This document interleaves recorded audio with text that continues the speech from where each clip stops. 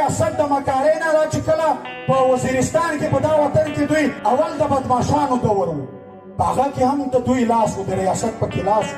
بدماشان یې راوستل، دومره ظلم جبر یې کولو په ډېره بېادبي دې معاف وي چې د یو کور نه به بل کلي ته ډولۍ تله، په لاره کې به هغه بدماشان ولاړ وو، په زور به یې د هغه ناوې مخ ښکاره کولو، بتۍ یې اخیستې د خلکو نه په زور، په ظلم، په جبر.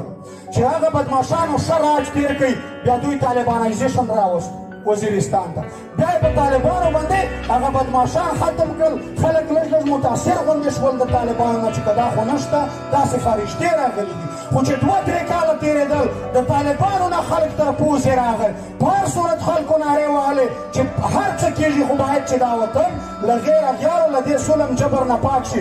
ځکه چې موږ به له وزیرستان نه له کلي نه میرانشاه ته تلو، په لاره کې به د 7 لاشونو سره مخامخ کېدو، حلال شوي به وو، سرونه به یې پاس په ګېډو به ایښي وو چې دا به د دې وخت پورې نه پورته کوئ. بیا چې طالبانایزیشن ختم شو، فوج راغی په دې نوم چې موږ په وزیرستان کې امن درته راولو، سوله درته غواړو، دا دهشتګرد دا خلک درته ختموو. خو فوج چې هلته موږ ولیدو چې دا خو د طالبانو یا د دهشتګردو په ختمولو پسې نه دی راغلی. زموږ کورونه، زموږ مارکیټونه، زموږ بازارونه، دا هر څه یې لوټې کړل. موږ د خپلو سپین ږیرو مشرانو شملې د دوی په پښو کې پرتې ولیدې، په چک پوسټونو یې موږ ذلیلولو.